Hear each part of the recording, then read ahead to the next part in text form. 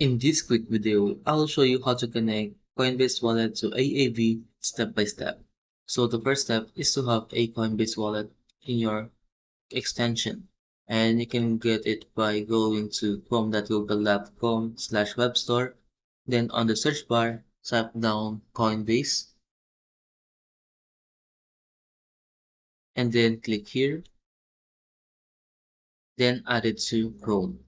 Now once you have added to Chrome, you can just import your seed phrase or you can create a new wallet. Now, once you have a Coinbase wallet in your Google Chrome, you can go to app.aav.com, then click Connect Wallet. Then click Coinbase Wallet,